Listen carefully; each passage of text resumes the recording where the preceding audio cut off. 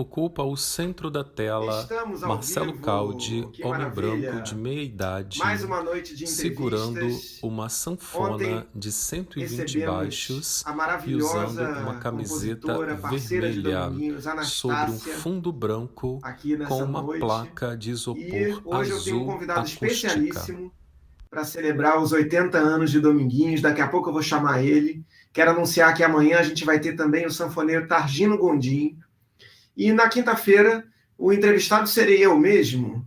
Meu parceiro Fernando Gasparini vai chegar aqui para me entrevistar e falar sobre a influência da obra de Dominguinhos, né, na minha carreira. Então, daqui a pouco eu falo aqui, eu vou chamar o meu convidado especial de hoje, tenho um carinho enorme por ele, é um grande músico, um grande sanfoneiro, toca muito bem piano, é um cara que compõe, que tem uma carreira brilhante. E antes de eu tocar sanfona, eu já me espelhava muito na maneira como ele tocava, na maneira como ele conduzia a vida dele. É um cara que sempre esteve ligado às manifestações populares. Então, daqui a pouquinho eu chamo ele. Eu quero dizer que essa semana está me alegrando demais, porque todo dia de manhã, às 10 da manhã, de segunda a quinta-feira, estou fazendo oficinas falando sobre aspectos da obra de Dominguinhos. Ontem a gente falou sobre o Cancioneiro de Dominguinhos. Hoje de manhã eu falei sobre o forró instrumental de Dominguinhos. Amanhã eu vou falar sobre o choro e o jazz na obra de Dominguinhos. E na quinta-feira vai ser a vida e obra, sempre às 10 horas da manhã. 10 horas da manhã as oficinas, 19h30 os convidados das entrevistas. Tá bom, galera?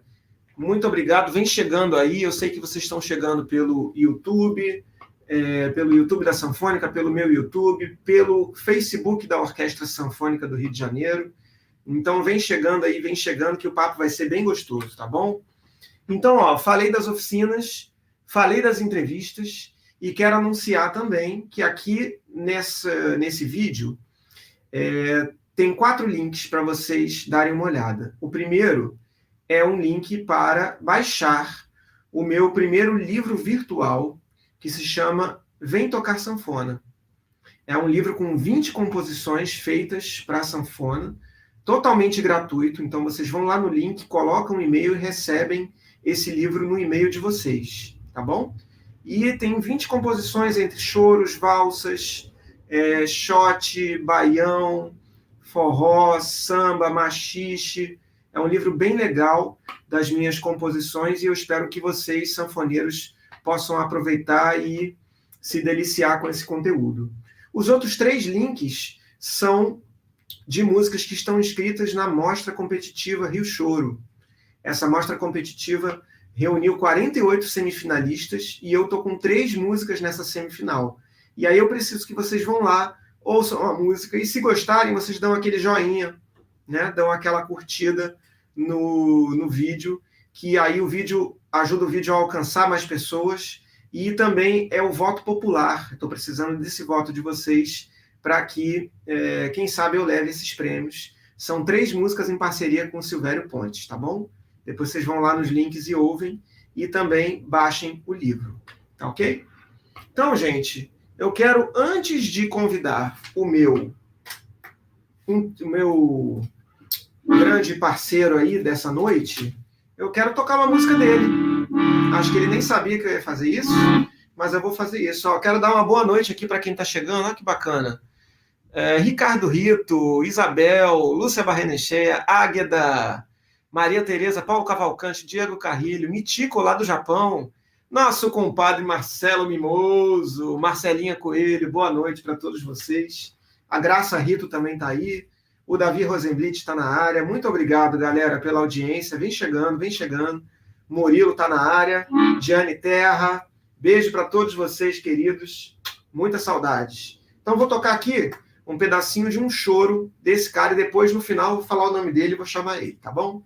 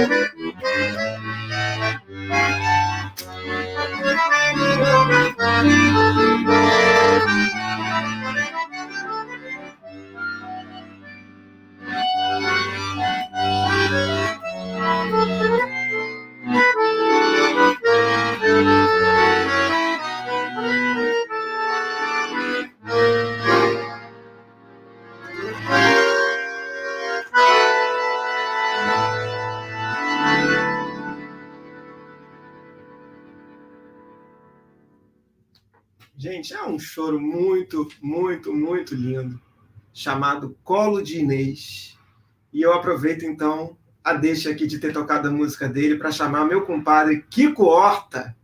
Chega mais, Kiko Horta. Vamos falar de Dominguinhos, vamos? Salve, Divide a Marcelo. tela com Marcelo Ei, Caldi, à Bom te direita, ver, que bom o estar junto com sanfoneiro você. Kiko Obrigado aí Horta, pela homem recepção branco de musical meia tão idade, amorosa. usando Homem, uma ficar camisa junto de com você. botão quadriculada na saudades cor muitas. Que azul bom ter você clara aqui. sobre Eu um vou apoiar fundo aqui a sanfona bege. rapidinho, né? Para a gente começar Marcelo a falar. Caldi tira a E, poxa, Kiko, sanfona. você é um parceiro, né? Já de tantos anos, a gente já fez tanta coisa junto.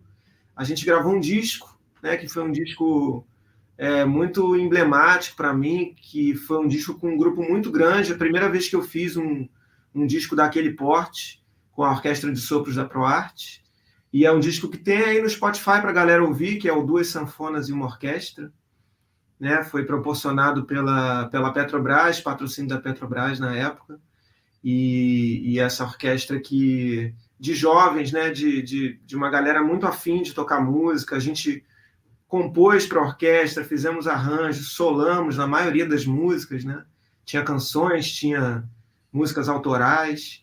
Então, me alegro muito de ter realizado esse trabalho ao teu lado. Eu me lembro também, fiquei aqui lembrando das ocasiões que a gente já teve junto, né? Eu lembrei daquele vídeo que a gente gravou com o Zé Nogueira, Verdade. que ficou muito legal, tem também no YouTube para o pessoal dar uma olhada. E tem também aquele show que a gente fez em trio, eu, você e o Bebê Kramer, né? O sanfoneiro gaúcho que estava morando no Rio. E foram momentos assim únicos assim para mim na minha vida, no meu aprendizado como sanfoneiro, de estar ao teu lado e de compartilhar a música contigo. E poxa, eu queria já começar perguntando, assim, aquela primeira pergunta que eu acho que de cara é a pergunta do leigo, assim, né? Que é assim, se você conheceu o Dominguinhos, se você teve a oportunidade de tocar ou gravar com ele, e qual é o impacto de Dominguinhos na tua obra musical, seja como sanfoneiro, como intérprete, como compositor, o que representa o Dominguinhos para o sanfoneiro Kiko Horta? Obrigado, Caldi. Eu tive com o Dominguinhos uma vez só, na Festa da Música, lá em BH. Né? Eu fui participar de um show do Yamandu, lá na Praça do Papa, e foi um encontro no hall do hotel. Né? E aí a gente pôde conversar um pouco, mas eu não tive a oportunidade de tocar com ele. Eu fui a muito show do Dominguinhos, né? Sempre que ele tocava aqui no Rio, eu corria atrás de assistir ele, o Sivuca, né? E o Dominguinhos, cara, é muita coisa, né? Sivuca, ele, né? Na sanfona, né, o Dominguinhos chegou para mim um pouquinho depois. Eu comecei pelo Luiz Gonzaga, muito pequeno, assim, né, porque minha mãe era professora de música, né, e gostava muito de festa, e fazia muita festa popular, né, então fazia Santo Antônio lá em casa. Então esse repertório a gente ouvia muito na escola e eu ouvia muito em casa, que ela botava para tocar direto. Você que trabalhava com a gente, a dona Ana, pernambucana, e que desde muito bebê ela botava o disco do Luiz Gonzaga para ouvir na Vitória. Então a primeira memória musical que eu tenho é o Luiz Gonzaga, e ela conta que eu ficava tentando não ir para a aula para ficar ouvindo o disco. Ela dizia, vamos embora, dizia, não, quero ouvir de novo, vai furar o disco, e ficava nessa. E eu cresci, todos nós, eu acho, né? A gente ouviu muito Luiz Gonzaga, né? Seja por conta do período junino ou por conta de outras coisas. E o Dominguinhos, eu acho também que sempre esteve presente num inconsciente musical do Brasil, porque as músicas dele, elas fizeram muito sucesso, né? Elas entraram nas trilhas de novela, eram abertura de novelas importantes, tal. Então essa música, ela sempre, de algum jeito, a gente foi sensibilizado por essa musicalidade tão especial dele, assim, né? E aí depois eu me aproximei da obra do Sivuca, do Chiquinho do acordeon, não que eu não tivesse ligado Dominguinhos, mas assim, o estalo, né, do que significava mesmo assim a música do Dominguinhos veio um pouquinho depois, né? E através das canções, sobretudo, não por conta do trabalho instrumental. O trabalho instrumental eu fui me ligar em seguida, né? Eu acho que a maneira, claro, o jeito do Dominguinhos tocar, aquela sonoridade tão mágica dele, tão leve, tão lírica, com tanto swing, né, com tanta leveza tocando, e ao mesmo tempo a maneira que ele se colocava na música o tempo todo, né? O Dominguinhos era um cara com muita condição técnica musical, ele podia fazer qualquer coisa, mas ele estava sempre jogando para a música, né? E às vezes com uma ligação de um acorde para outro com 2, 3 notas que desmontava todo mundo. Você falava, caramba, um pouco como um Tom Jobim, né? Toca aquelas 3 notas e clareia, joga aquele clarão na música, né? E aos poucos também eu fui sendo impactado pela obra dele de outras formas, né? Sobretudo pelo trabalho dele que ele começou a desenvolver na década de 70, né? Aqueles discos ali que vem o Menino Dominguinhos, Oi Lá Vou Eu, que tem uma leva ali de discos que ele faz, que ele estabelece uma sonoridade ali também para o forró muito atrelada ao movimento que estava acontecendo na época do tropicalismo, né? Com a obra junto com o Gil, com a Gal Costa, que ele trabalhava, e os músicos que ele trouxe para tocar com ele, né? Porque aí era João Donato no piano, Wagner Tiso, né? Eles de piano elétrico, Hermeto fazendo arranjo para orquestra nos discos de forró, Luizão Maia, as levadas de bateria com uma matriz nordestina muito forte, mas também com uma matriz já muito ligada ao rock, ao funk. E aí ele misturou, né? E isso eu acho que me marcou muito, né? E até nos trabalhos que eu fui desenvolver depois, né? Com o próprio Cordão do Boitatá, mas sobretudo com o Forró do Kiko, nas noites da Rua do Mercado, isso estava presente em mim, mas estava presente também em todos os meus amigos que estavam ali tocando, né? Eu vi que ele estava presente no Rodrigo Scofield, na bateria, no Ivan Machado, que estava tocando baixo, mas o Ivan já tinha tocado 10 anos com o Sivuca, gravou aqueles discos de forró incrível. Então já tinha ele, para a gente, já era uma referência, né, de muita coisa. Assim, às vezes ele dizia, vai por aqui, vai por ali. Né? O Sivuca gostava desse jeito. Né? Enfim, então acho que tem muitas coisas. Né? O Dominguinhos ele influenciou de muitas maneiras. Né? É muito legal. Adorei essa comparação que você fez do Dominguinhos como um Tom Jobim da sanfona mesmo, né? Um cara que sabia se colocar, e é o que você falou, ele tinha muito material para, se ele quisesse esmerilhar e fazer uma noite inteira tocando com alto grau de virtuosismo, mas ele jogava com a música. Realmente a cara do trabalho do Dominguinhos é essa mesmo, né? E você, Kiko, você é sanfoneiro, mas você também é pianista, né? Sua mãe, professora de música, o seu pai também, que era crítico musical, né? Ele era dotado também de teólogo, não sei se ele era filósofo também, mas enfim, ele se conhecia muito de música erudita, tocava piano. Eu sei também que tem uma relação aí dele com meu pai também, não sei se eles falam aluno do meu pai, alguma coisa assim, mas como é que é? Salomé, Gandelman. Uma herança recebida dentro de casa, né? Da onde que veio a sanfona, assim? Por que você escolheu sanfona? Então, o meu pai, ele era de uma família gaúcha, a mãe dele era gaúcha, né? E ele tocou sanfona até os 9 anos. Ele, com 4 anos, 5 anos, ganhou uma sanfona e ele tinha um ouvido muito privilegiado. Ele saiu tocando de ouvido e aí começaram a levar ele para tocar em quermesse. Tem foto dele tocando em quermesse, na igreja. Tocou até para o Getúlio Vargas. Disse que no dia que foi tocar no Getúlio, baixo da sanfona enganchou, levantaram ele e levaram embora. Essa história que é muito engraçada. Tem uma foto dele tocando, inclusive. Mas ele ganhou um piano e começou a tocar de ouvido, mas ele tocava, tipo, música clássica de ouvido, né? Então, ele foi estudar tarde. A Asteris Clear conheceu meu pai e viu ele tocando um concerto de Mozart, só que em outra tonalidade. Ela falou, uai, esse concerto tem outro tom. Aí fala, não, porque ele tá tocando de ouvido. Ela falou, tá tocando de ouvido. E aí foi conversar com ele, levou ele para a ProArte. Ele estudou com a Salomé, estudou com teu pai, adorava teu pai, né? Então era um cara que tinha assim uma antena muito diferente. Ele escrevia sobre música clássica, mas chegava em casa, você perguntava para ele: "O que tocou hoje?" Ele falou: tocou a quarta de Brahms. Aí ele tocava.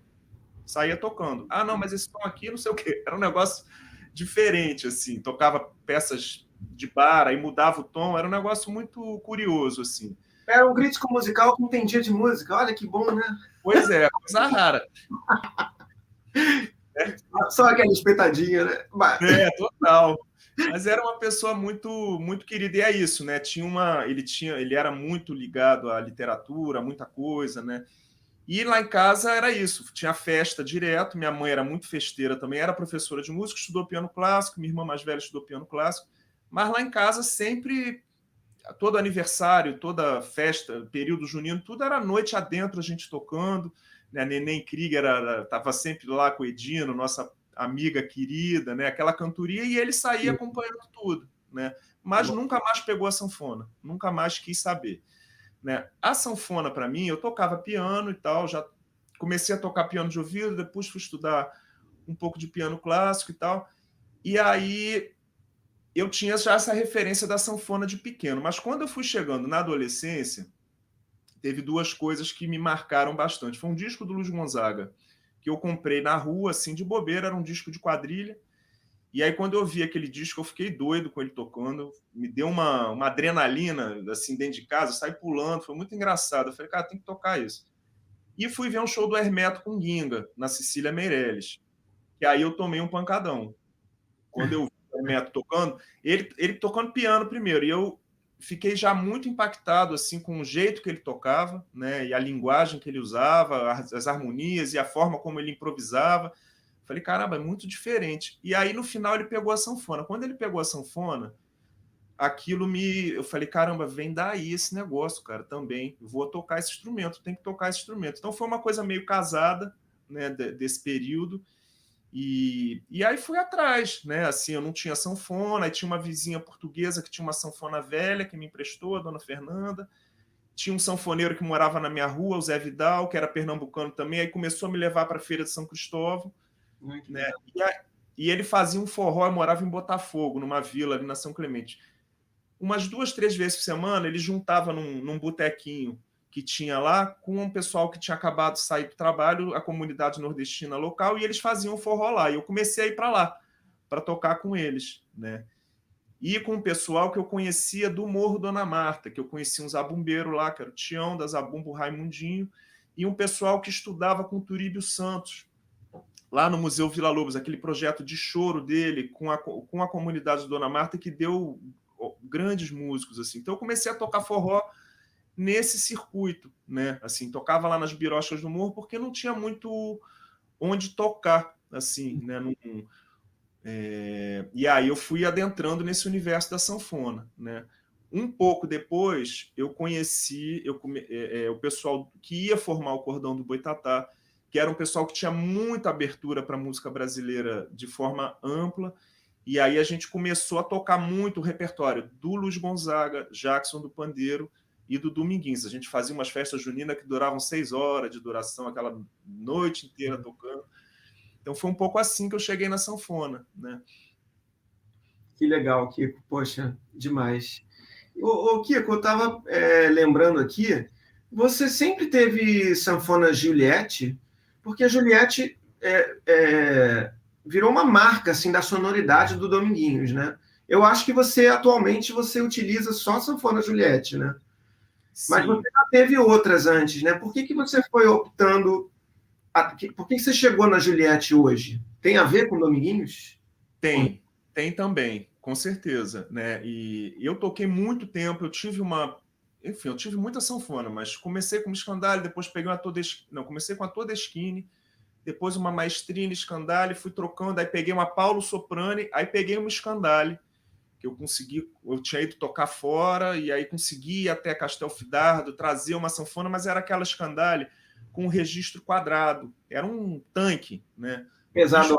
Mas eu fiz muito show com ela, toquei anos ali aquele baile do Cordão do Boitatá com ela, mas ele era um instrumento que ele tinha uma caixa acústica que ele vinha aqui, ele era pesado pra caramba, né? E aí eu comecei, às vezes conversando, né, com alguns sanfoneiros, né, eles falavam, pô, Kiko, pega um instrumento mais leve. Isso com o tempo você vai sentir, né? E claro que aí a gente começa a ouvir toda essa história da Juliette, do Dominguinhos. Realmente, a sonoridade da Juliette foi até curioso que recentemente eu li uma tese de um rapaz de Campinas sobre o Chiquinho do acordeon, e que ele fala um pouco dessa questão da Juliette, né? E era uma história que eu não conhecia, que parece que o Dominguinhos teria comprado a Juliette em 1973, uma supermodel, numa viagem que ele fez com a Gal, né? E assim, o Chiquinho, também acho que assim, a gente está falando do Dominguinhos, mas eu também puxo um pouco o fio da meada para a gente falar um pouquinho do Chiquinho, do Orlando, logicamente do Sivuca, né? Que foram acordeonistas que na década de 50 gravaram muita coisa, né? De choro, de música instrumental, uma série de coisas. O Chiquinho, essa questão da sonoridade, ele já ali no comecinho da década de 50, ele já implementou um jeito de tocar a sanfona na música brasileira muito muito próprio, né? O Orlando também, o Sivuca, é que eles vêm ali coladinho com o Chiquinho, né? Paralelo ali, né? Usavam instrumentos da Scandale com dupla ressonância, cassoto, como a gente fala. Mas esse rapaz, ele fala dessa chegada do som do Dominguinhos com esse instrumento, que era um instrumento duplo cassoto, aí isso eu também achei muito interessante, com uma captação vinda de fábrica. E na época o pessoal estava usando microfone, né, microfones dinâmicos, então era um som mais médio agudo, né? Então a Juliette realmente ela tem uma sonoridade mais aveludada, né, um pouco mais grave. Claro que tem variação de um instrumento para outro, mas é uma característica do instrumento, né? Mas eu demorei um tempinho. A primeira Juliette que eu peguei foi numa viagem também que eu fiz, mas eu demorei um tempão para me acostumar com ela, porque ela tinha muito menos som que a Scandale. Uhum. E, na verdade, ela tinha vindo numa afinação mais alta, então sempre que eu tocava eu achava estranho. Eu falava, cara, tem alguma coisa, ela está desafinada, eu não tinha mandado verificar. E, na verdade, ela tinha muito menos pressão de som que a Scandale, né? A Scandale era um canhão, né? Você mandava a brasa, ela vinha com tudo. A Juliette, não. Ela é um som, às vezes, menor, né? Uhum. Mais acomodado. Mas é um som também que, assim, para a gente trabalhar com harmonias com mais dissonância, acordes com segunda, com quarta, ela soa redondinha, né? Eu acho que o Dominguinhos também sacou isso lá, né? Para o jeito dele tocar, aquele jeito de tocar muito em bloco, com acordes em bloco, né? E tudo isso era perfeito para ele, né? Assim, E realmente eu depois comecei a tocar com a Juliette um instrumento mais leve, acabei vendendo a Scandale, que é um instrumento parado em casa, eu falei, não tem sentido, e nunca mais mudei de sanfona, continuo com ela, assim. Legal, eu não sabia dessa história, não, nem do ano que o Dominguinhos tinha trazido, não sabia que já era nos anos 70. Mas, realmente, você ouve as gravações mais antigas e o som é diferente mesmo, né? Tanto do Sivuca quanto do Chiquinho. Não só o jeito de tocar, mas também o próprio som mesmo, né? Acho que o Dominguinhos ele imprime uma coisa que hoje a gente vê, assim, a grande maioria dos sanfoneiros quer ter uma sanfona Juliette, né? Parece que Dominguinhos foi esse garoto propaganda mesmo, né? Dessa marca de uma sanfona que realmente é muito boa, né? Óbvio que se ele escolheu é porque era boa mesmo, né? E aí eu estava lembrando aqui, eu estou vendo aqui que entre os nossos amigos que estão comentando, tem duas pessoas que participaram daquele disco que a gente gravou junto. Uma é a Cláudia Ernest, que era diretora, né, que é a diretora do... Realizou esse sonho, né, para todos nós. Esse sonho de gravar o disco Duas Sanfonas e uma Orquestra, né, ela comandando lá a Orquestra de Sopros da Proarte, e o Marcelo Mimoso, que mandou um abraço aí, um beijo. E Mimoso. Que cantou com a gente nesse trabalho também, participou do Teu Forró da Rua do Mercado durante muitos anos. E aí eu queria lembrar aqui, né, o pessoal que a gente gravou esse disco, que está disponível lá no Spotify, e a gente tem uma música só do Dominguinhos nesse disco, que é o Retrato da Vida, que é justamente a música que o Mimoso canta. Eu fiz o arranjo. Arranjo lindo demais. É um arranjo diferente, assim, né, para música. E tem uma outra música que não é do Dominguinhos, mas que é minha, que é a homenagem a Dominguinhos. Musicaça. Que a gente também gravou. Depois você gravou comigo e com o Bebê Kramer lá no meu disco. Foi uma honra. Nas duas gravações dessa música eu tive a honra de ter você comigo. Então, só agradeço. Através da obra do Dominguinhos, né?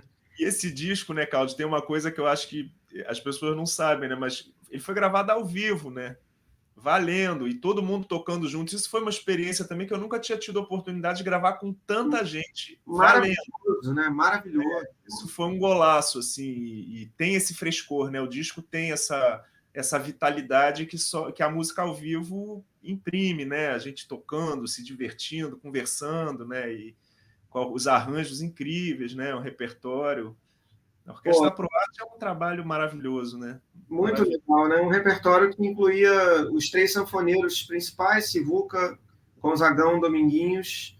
Acho que tinha a música do Gil também e as nossas canções. Tinha uma música também do Raimundo Nicioli, né? 10 músicas assim, fazendo um apanhado bem bacana da sanfona brasileira, né?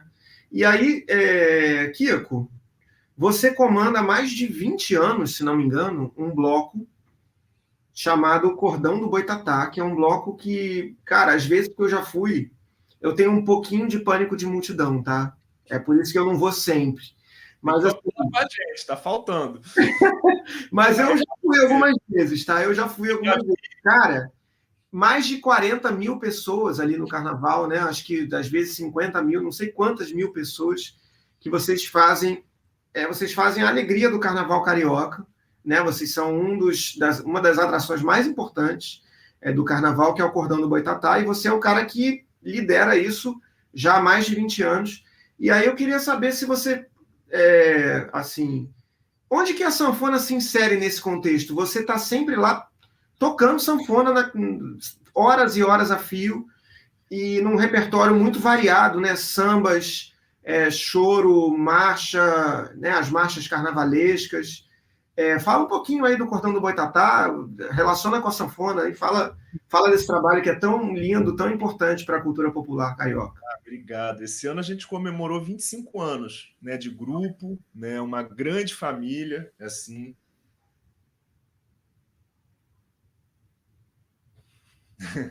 Falar deles eu fico emocionado. São muitos anos de amizade, né, de muita coisa. E, cara, assim, o Cordão nasceu como um grupo de música, né? Um grupo de música com outras pessoas de outras áreas junto, né? E, assim, com muita vontade de brincar, né? As festas populares brasileiras e todo esse universo musical que cerca essas festas. Porque às vezes a gente pensa no carnaval e muitas vezes o elemento da música ele fica perdido, né? E, na verdade, o carnaval é uma festa que tem muita música, tem muita composição de tudo que é tipo. É samba, é marcha, mas é samba reggae, é frevo, é um manancial gigante, né? E que isso tem um sentido muito grande na memória, né, do nosso país e no presente, no futuro, isso tudo está articulado, né? E E a história do cordão, a gente nunca pensou também que fosse ter um bloco de carnaval. Nunca foi nossa intenção, né? Uhum. A intenção do cordão sempre foi tocar e fazer festa, que a gente sempre gostou de fazer festa. O pessoal é farrista pra caramba. Então, a galera queria ir pra rua, brincar, tomar sua cerveja, fazer sua batucada, sua roda de samba. Esse é o espírito, né, inicial assim da brincadeira de rua de Carnaval do Cordão. O espírito primordial é esse. E é o que a gente tenta fazer até hoje, mesmo o cordão tendo crescido, né, de diversas maneiras, porque o cordão, a gente saía inicialmente com uma formação acústica só com 8 pessoas praticamente tocando, saía de surdo, de caixa, 2, 3 sopros, amigos chegados, a galera do cordão. E um tempinho depois a gente viu que se a gente quisesse continuar essa brincadeira nesse formato, a gente ia ter que trazer mais gente para tocar. A bateria ia ter que virar uma bateria mesmo, a orquestra de sopro ia ter que virar uma orquestra de sopros mesmo, porque a gente não tem carro de som, né? Então, a gente depende da rua, depende da acústica da rua. Não dá para botar o boitatá no aterro, sem prédio. Ele não existe, ele morre. Porque a gente depende da energia, da sonoridade da rua para fazer a brincadeira que a gente faz, né? Quando chegou em 2006, né, a gente vinha tocando, fazia show, já tinha gravado um disco, aquelas coisas.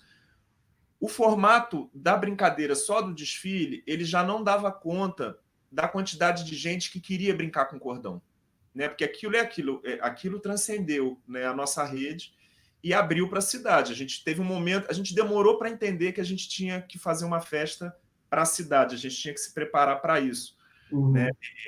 E aí a gente começou a pensar como é que isso aconteceria. Nessa época a gente fazia parte. Isso tem a ver também com a história do forró lá na Rua do Mercado. A gente fazia parte de uma cooperativa de artistas, chamada Cooperativa de Artistas Autônomos, que era Teatro Anônimo, Grupo Pedras, vários artistas de circo. Era uma galerona, quase 50 pessoas.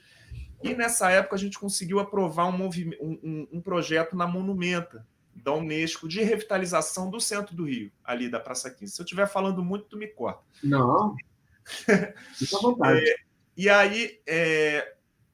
O primeiro palco do cordão foi relacionado com isso, que a gente conseguiu aprovar um projeto chamado Mercado do Peixe, e aí a galera falou, vai começar as atividades e a gente precisa fazer uma abertura. Vamos fazer uma abertura com o carnaval com vocês? O que vocês querem fazer? Né? A gente tem R$5.000.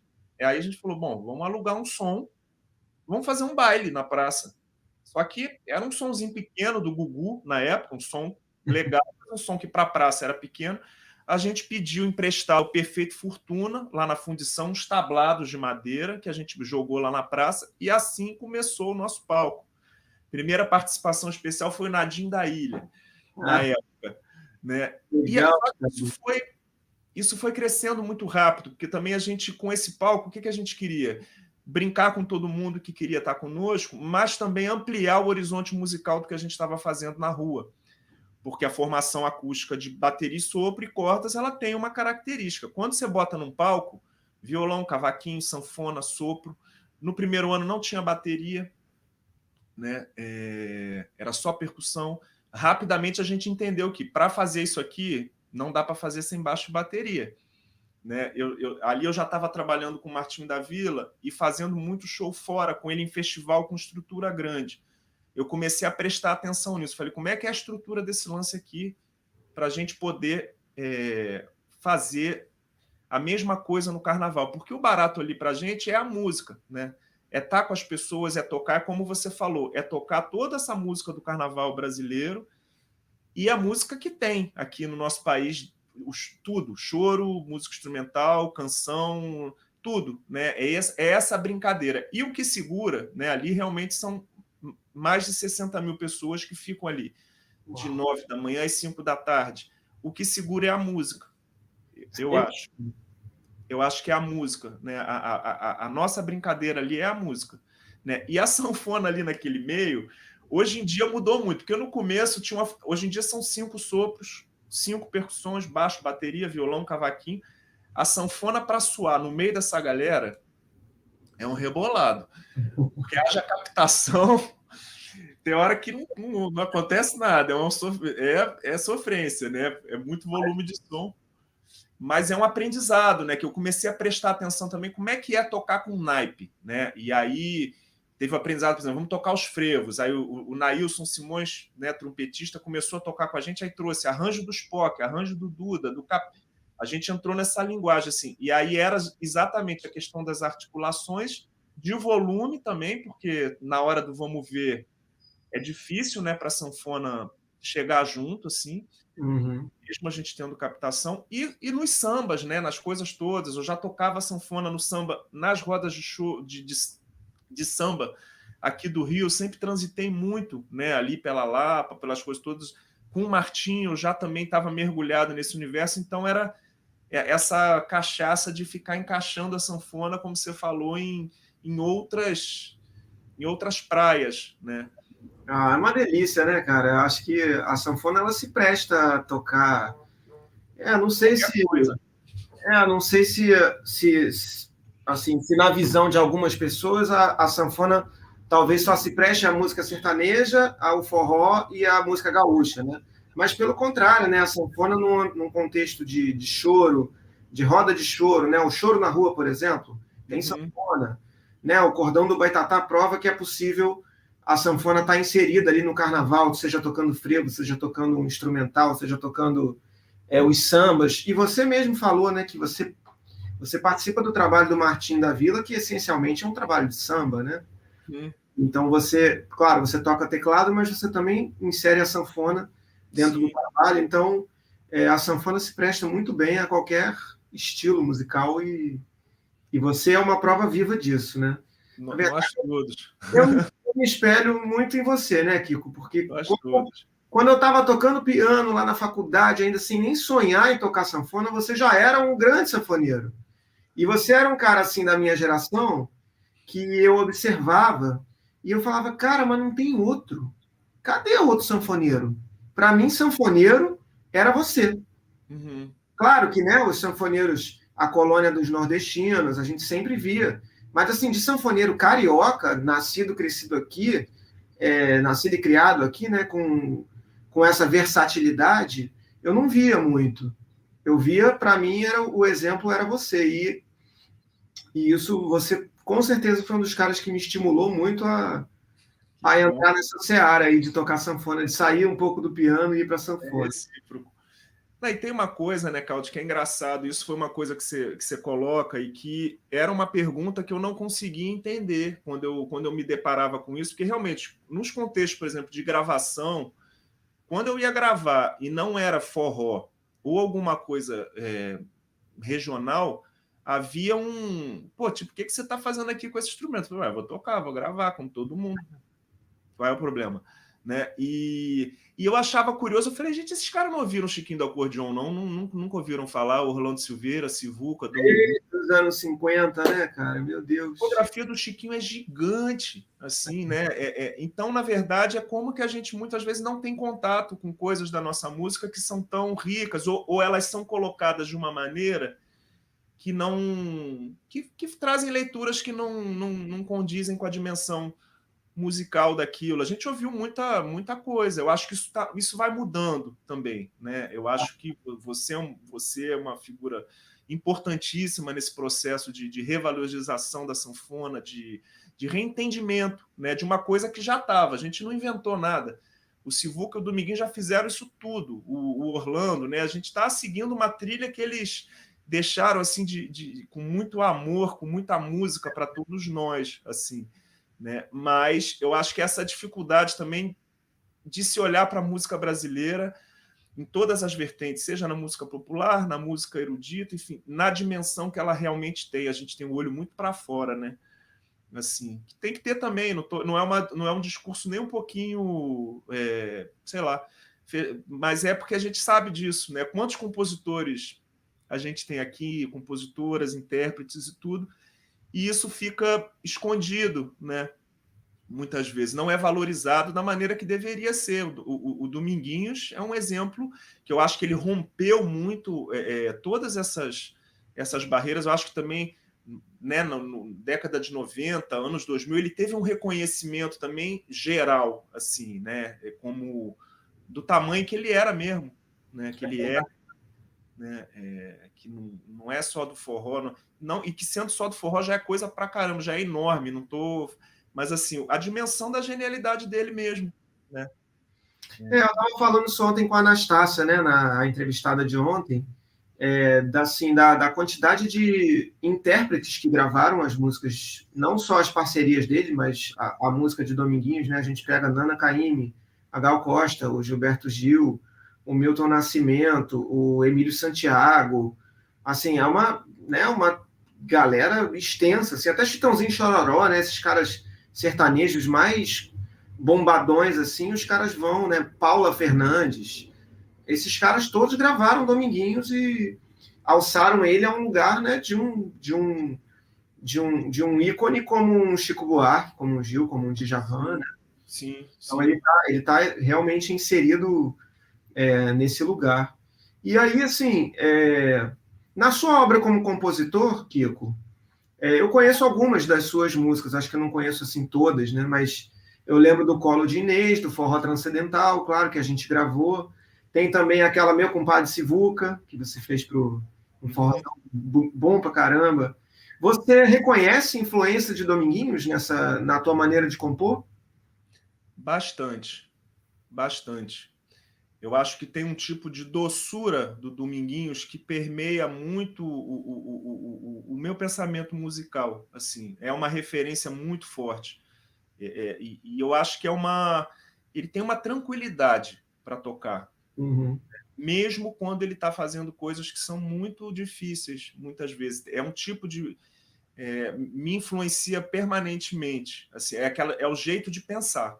Né? Além da sonoridade e de tudo, e fora a parte rítmica, né? Que o Dominguinhos também é um capítulo à parte nesse sentido, né? Que a elaboração dele com a sanfona nas bases de forró, né? No que ele criou ali, é um troço que ele juntou duas coisas sem perder a raiz, né?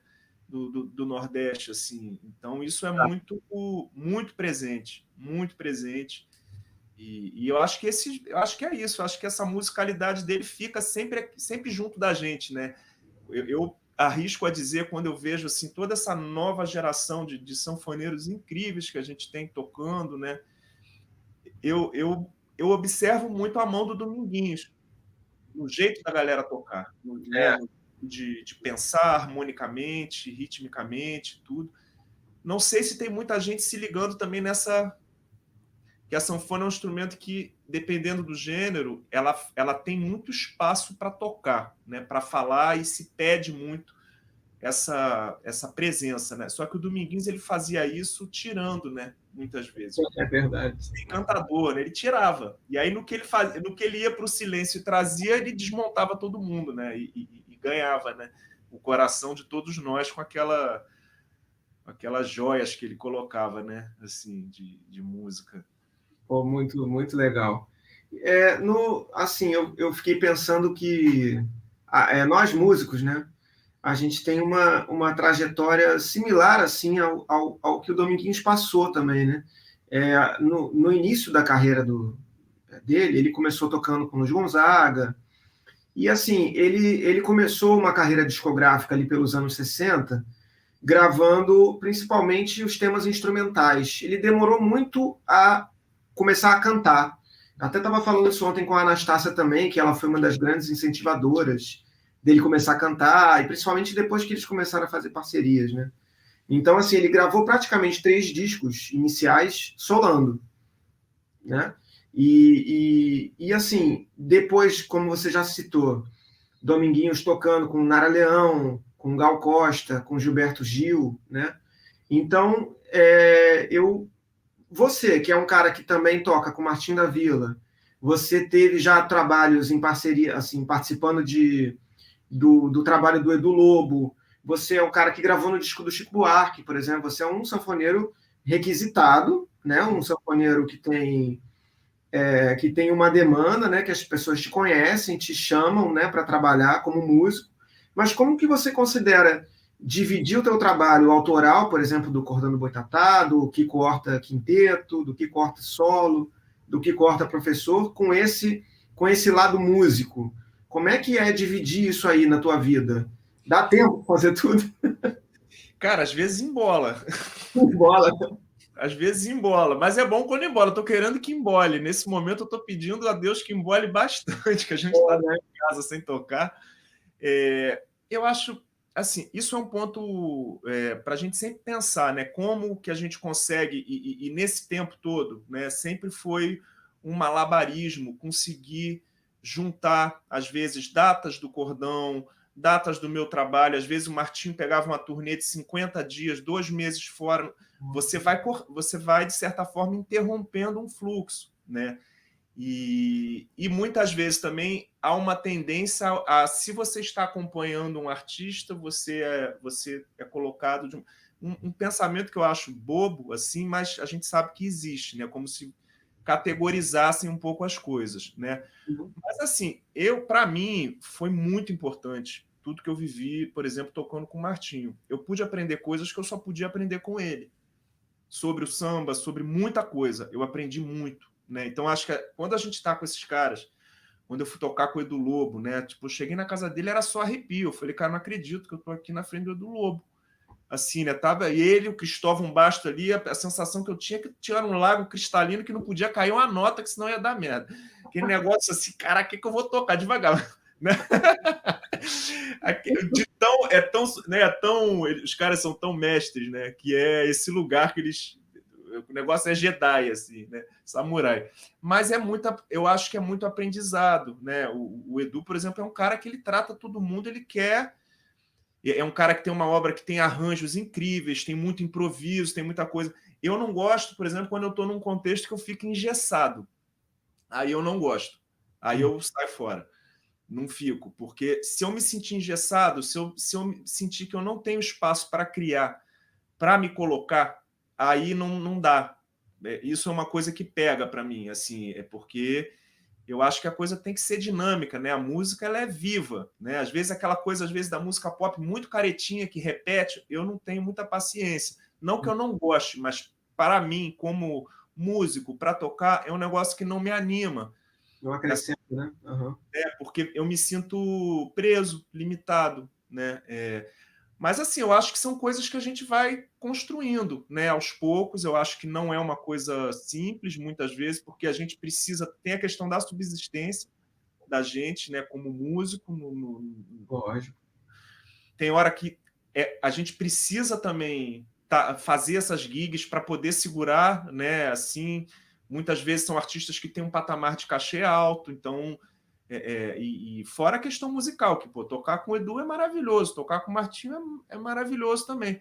Né? Mas assim, a gente tem que estar atento. Eu acho que é importante a gente buscar também o nosso espaço, né? Aos poucos, e você é um cara que faz isso brilhantemente, lindamente, mas você sabe que é isso. A gente também não pode ficar muito preso. Né? Se a gente fica muito preso numa história, a gente engessa.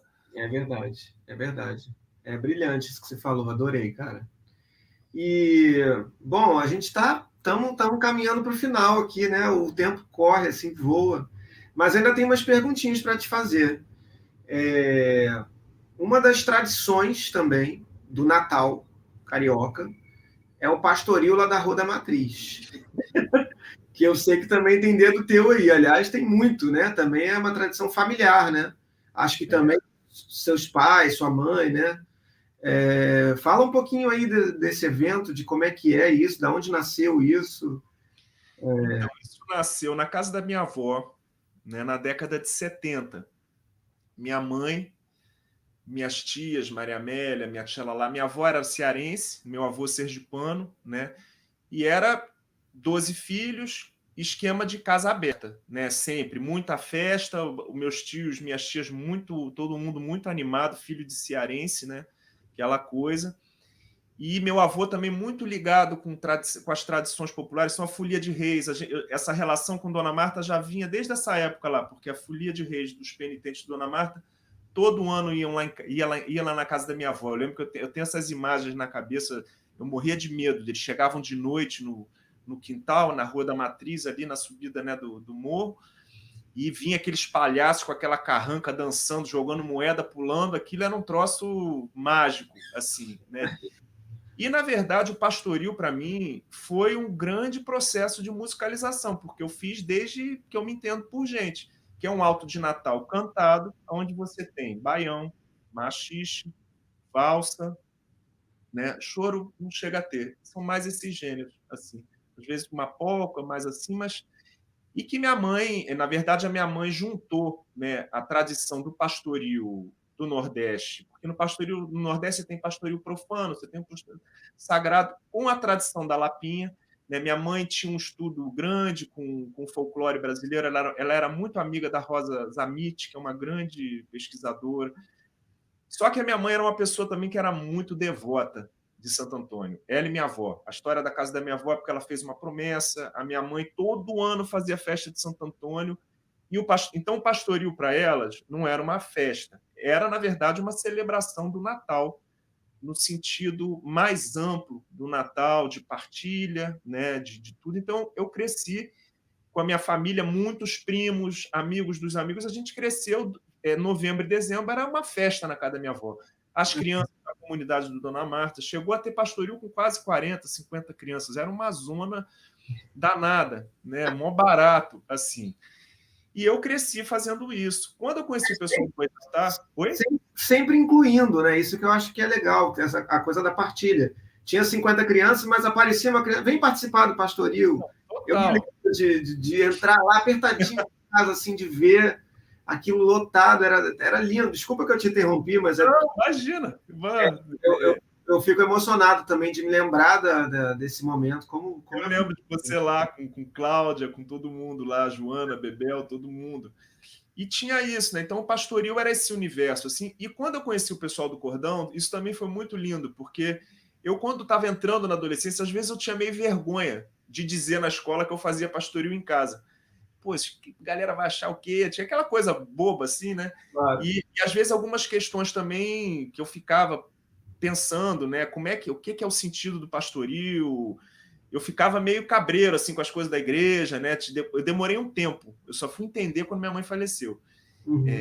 E aí eu cresci fazendo isso. Quando minha mãe faleceu, ou a gente parava, né, ali, ou seguia, né? E a gente decidiu seguir, né? Eu pensei assim, falei, cara, tem heranças que a gente tem que celebrar. Seguir fazendo. A tristeza, ela nunca é maior do que a alegria do que a gente recebeu, né? Isso eu acho que para mim é uma coisa que eu tento trazer na minha vida, assim, né? E o pastoril para mim é um aprendizado monstro, assim, né? De realmente ter contato com muitas crianças, com realidades sociais muito puxadas, realidades familiares às vezes que a gente se depara muito extremas, porque é uma distância mínima do asfalto. A casa da minha avó está no asfalto, as crianças estão na comunidade, mas se a gente sobe, a gente vê um Brasil que é completamente diferente. A gente fala da pobreza na África, a gente fala não sei o quê, mas está aqui, está do nosso lado, né? E eu aprendo muito, né? Eu sou muito grato a essas crianças, assim, a gente espero poder estar com elas em breve, assim, mas é muito forte, né? E isso é muito presente, né? Na minha vida. Essas festas, né? O meu ano é muito organizado por esses ciclos. Eu tenho o Carnaval, depois eu tenho o São João, que a gente fazia também, você já foi lá em casa, na minha avó, festa de Santo Antônio, aquela confusão, todo mundo tocando, comida, bebida, e depois o pastoril, né? Maravilhoso, Kiko. Você é um cara que está...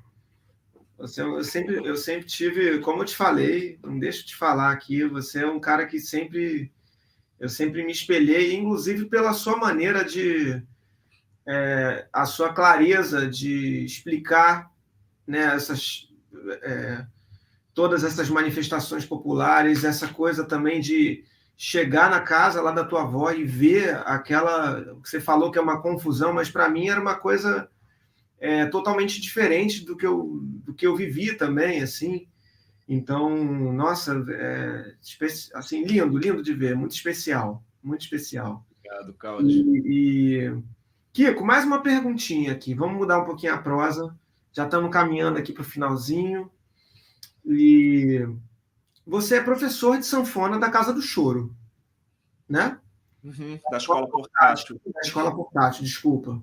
E Os dois, na verdade. a escola portátil é uma coisa.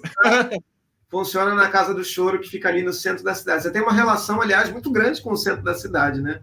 O cordão é lá, o palco é lá, o forró do mercado era lá, né? A gente tem uma relação com a Lapa também muito intensa, que é ali do lado do centro, né?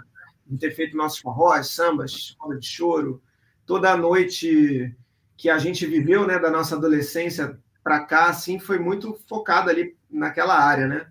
E a Casa do Choro também, ali em plena Rua da Carioca, numa rua onde tem as lojas de instrumentos musicais, onde já teve o Zicartola, onde teve, ali do lado é o Centro Cultural Carioca, que era um lugar que era frequentado, né, há 100 anos atrás pelo Pixinguinha, pelos nossos ídolos, né? Nossos ídolos maiores.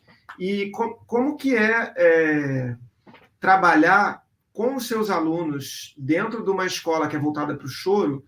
Como é que você trabalha um repertório dos sanfoneiros brasileiros? Você trabalha também repertório de Dominguinhos com eles? Total. Na verdade, isso é uma pergunta muito boa também, porque assim, o cara começar a tocar sanfona no choro, você está partindo de um pressuposto que ele tem o domínio de muitos pontos relacionados à prática da musical e ao próprio instrumento, porque tecnicamente é um gênero que vai exigir do sanfoneiro, né?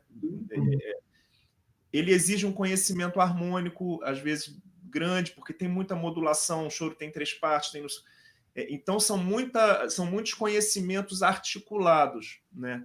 Assim, e eu acho difícil, por exemplo, fazer um processo. Muitas vezes eu tenho alunos que estão começando do zero. É muito difícil você começar esse processo pelo choro, eu acho, para mim, na sanfona.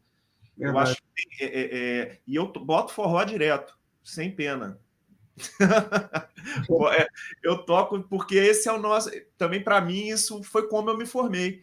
Eu me formei tocando samba, forró e choro na sanfona, né? Então, o que eu posso falar um pouco é do que eu vivi. É do que eu também posso... Eu acho que eu começo por onde eu comecei também, né? E eu acho que o forró, ele é maravilhoso para isso. Porque às vezes você tem forrós que são lindos e que você tem 2, 3 acordes e você consegue trabalhar uma série de elementos ali super importantes para a sanfona. E o forró está colado com choro, né? O Sivuca falava isso, o forró era o jeito do nordestino tocar ele fazia essa analogia, assim, né? Mas é muito próximo. E todos esses grandes sanfoneiros foram formados no choro, né? Desses que a gente mencionou, que tem muitos sanfoneiros mesmo no Brasil, espalhados. E o forró ele tem uma importância gigante na construção do que a gente, sobretudo aqui para o Sudeste, para o Nordeste, entendeu como essa sanfona, assim, né, nordestina, ele é uma marca muito grande, porque é Sivuca, é Dominguinhos, é Luiz Gonzaga, é Hermeto, a chapa é muito quente, Oswaldinho. A galera veio com muita música, né? Compôs muito, né? E não tem como não passar pelo universo desses caras, assim, de tudo, né? Pela parte harmônica, pela parte de improvisação, de solo, de levadas, né? Eu acho que o músico do forró também, esses caras são músicos também que tiveram que fazer pontes, né? Porque eles não nasceram no Rio de Janeiro tocando samba, tocando bossa nova, eles nasceram tocando uma outra música essa música daqui circulava no Brasil todo, mas tem adaptações, né? Assim, que eles foram fazendo, eles foram achando soluções para colocar a sanfona nesse circuito sem perder a personalidade deles, né? Assim, isso é uma coisa muito que eu penso muito sobre isso, assim, a importância mesmo, né, deles, assim, para isso. E eu uso muito forró, uso choro também, tal, mas o forró para mim é um grande caminho didático, assim, sabe? Aliás, quero conhecer o teu livro, quero tocar as músicas, botar meus alunos para tocar também. Isso é muito bom. Que ótimo. Isso é engraçado, eu tava lembrando, você falou isso da dificuldade do choro, eu estava lembrando que eu fui fazer uma oficina em Brasília, que era uma oficina de choro para sanfoneiros, né? Eu ia lá representando a sanfona e tal. E eu atravessei exatamente esse problema. Eu tinha 5 dias com os alunos, eu preparei um material de choro, e eu cheguei lá e, assim, os sanfoneiros que tocavam um pouco mais, nenhum deles lia. Aí eu falei, caramba, o meu material que eu trouxe aqui já não vai ser difícil de servir a eles. E eu tinha essa coisa de um desnivelamento, acho que, sei lá, acho que eram 10, 12 pessoas, mais ou menos, e tinha uma galera que era muito iniciante, que não tinha ideia de como fazer nenhuma levada de choro, nem de você falasse ré menor, oi, ré, onde é que é o ré? Não sabia onde era na mão esquerda, não tinha nenhuma noção ainda do teclado. Eu falei, caramba, assim, aí eu falei, cara, essas pessoas vão sair daqui pé da vida comigo, porque eles vão sair sem tocar nenhuma música. Aí a mesma coisa, aí eu pensei no forró como aquela mola inicial. Falei, cara, vou trazer então amanhã um shot bem fácil, um forró de 2 partes, que tem só 2 acordes na primeira, 2 na segunda. Então, assim, eu fui conseguindo construir um pouquinho melhor as aulas, mas tendo que improvisar o tempo inteiro para poder atender aquela demanda de pessoas com realidades completamente diferentes, vivências diferentes da música. Né? Tinha um menino que era muito bom, que lia, que tocava, já tocava piano, não sei o quê, quase profissional. Aí tinha isso. Tinha outro que era muito bom, mas que não lia nada. Aí tinha 3 ou 4 que não tinham ideia do que era nem encostar na sanfona. Então, isso também é muito curioso, né? Porque quem dá aula em turma passa por esse perrengue, né, do desnivelamento. E aí você tem que lidar com aquela situação ali desconfortável e rápida, né? Porque são 2, 3 horas de aula, você tem pouco tempo para apresentar algum resultado, né? Então...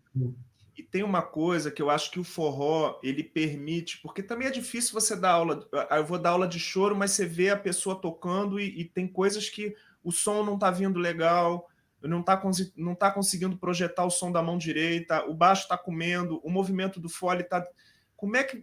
Não dá para passar por isso e, tipo, deixa, não pode, né? A gente tem que conversar e passar o que ajudou para a gente fazer, a solucionar essas questões. Né?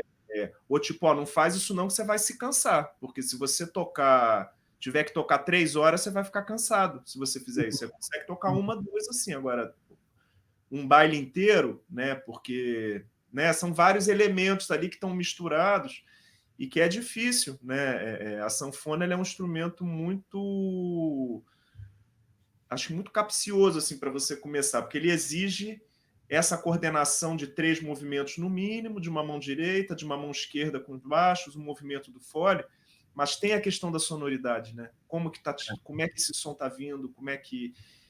E uma percepção também, porque é isso, quando a gente fala assim, vamos tocar choro, como é que é a levada de choro? Eu falei, eu não sei.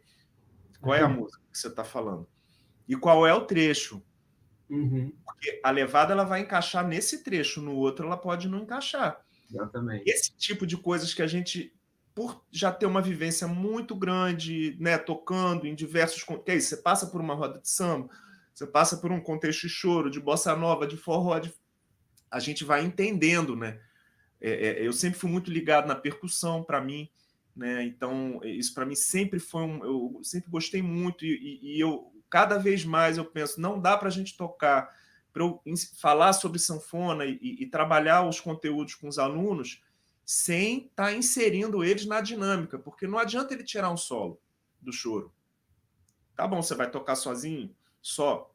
E depois que você para de fazer o solo, faz o quê? A gente tem que entrar no quesito acompanhamento. E que aí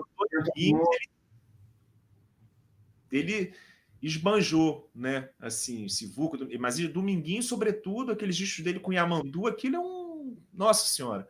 Né? Que é... para ouvir mesmo, né? Assim, mas é um assunto que vai articular muita coisa, porque o Dominguinhos conhecia aquilo tudo. De samba, de forró, de tudo que ele estava tocando, estava muito... E os outros estilos todos que ele sacou. Que o Dominguinhos também, a quilometragem dele, vou te contar, né?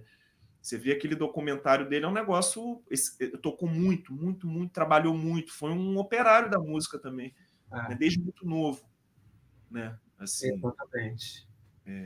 E é um cara que a Anastácia estava falando, né? A gente acordava, não sei o que, às vezes ele de pijama pegava a sanfona, tocava horas e horas, aí saía, dava uma caminhada, voltava, tocava, aí lia o jornal, aí voltava, tocava, aí almoçava. Então ele, além dele ter uma coisa do amor pelo instrumento, ele também teve isso, né? O trabalho com o Luiz Gonzaga, o trabalho nas boates noturnas. Tem uns depoimentos dele falando, dizendo assim, como é que é? Ele fala, eu terminava de tocar às 4 horas da manhã, pegava a sanfona e ia para outra boate para dar canja. Viciado.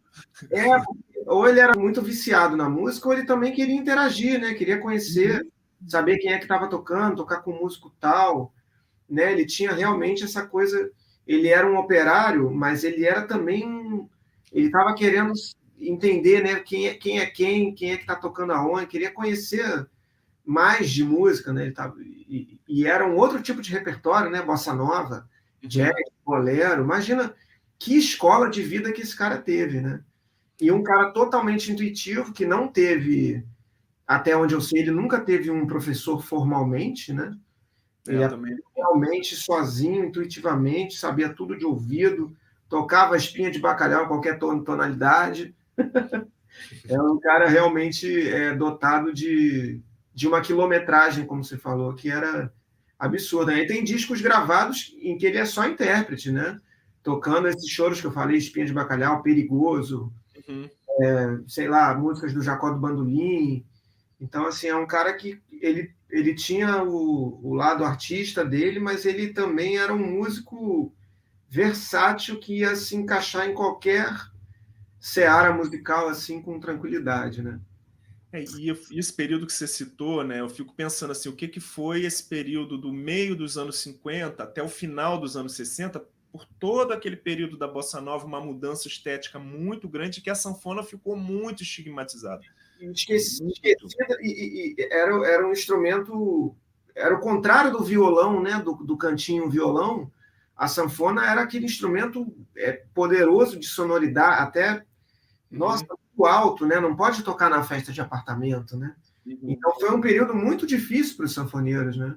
A partir da Bossa Nova abandonou, né, o instrumento. Tem muito se fala, e eu fico pensando também que tipo, como que, claro, a gente tem o Chiquinho, né? A gente, né, sempre lembrando desses caras assim que também não pararam de trabalhar também, mas como que isso também puxa, né, o músico para outras coisas, né? Isso é bom a gente ser obrigado a tocar outras coisas, é muito bom, né? É muito bom. Acho que é isso. O Dominguinhos ele encarou isso e fez uma linguagem dele, né?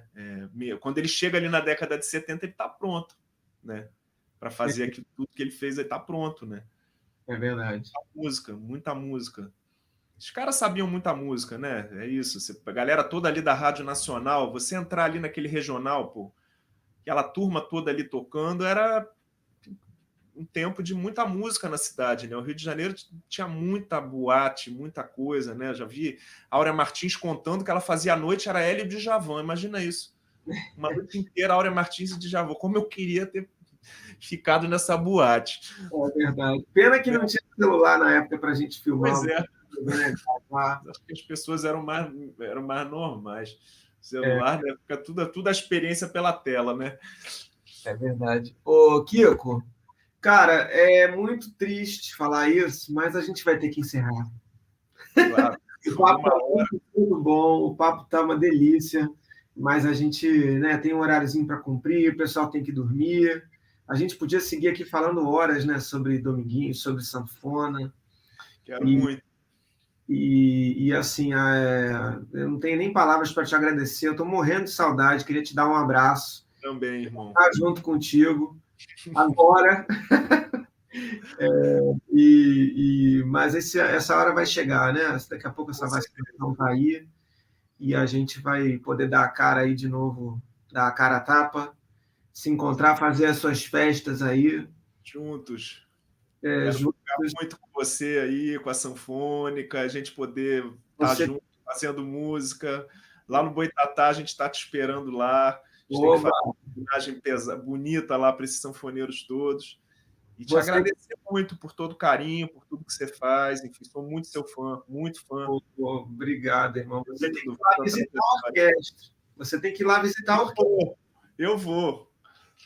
A gente vai. Dá um E beijo. tocar também. Vou te convidar para você participar do show. Foi lindo. O show de vocês foi muito lindo. Fiquei assistindo lá com o Maju. Foi uma pintura o show. Foi maravilhoso. Vocês arrasaram muito. Você brilhou, como sempre. Os arranjos lindos, sanfona incrível. Obrigado. Demais, cara. Demais. Obrigado aí pelo convite para estar juntos de vocês. Muito honrado e feliz com essa possibilidade mesmo. Obrigado mesmo. Então, vou deixar aqui um beijo para todo mundo que está nos assistindo aí, ó. Mari, Carlos Salles, Carlão, Diego Carrilho, Gustavo Alonso, a Kátia, a Nara, a Tânia Bezerra, Mari Dantas, PC Castilho, meu irmão, Murilo, a Cláudia Ernest, um beijão para você, querida, Nara Kelly, Fátima Rodrigues, Norma Nogueira, falando aí do Pastoril também. Grande parceira lá do João Pastoril. Pereira deu a cara aí, ó, que legal, do Malito, Ricardo Rito, Rodrigo Ferreira, Eduarda, muita gente. Diana, Lindinha Rocha, Paulo Santil, beijo para todos vocês, queridos. Uma boa noite, obrigado, Kiko. Não sabe não que quando eles tirarem do ao vivo aí, a gente dá mais um papinho aqui, tá, Kiko? Tá bom. Obrigado, tá, meu irmão? Obrigado, gente. Beijo grande, Cláudio. Até já, hein?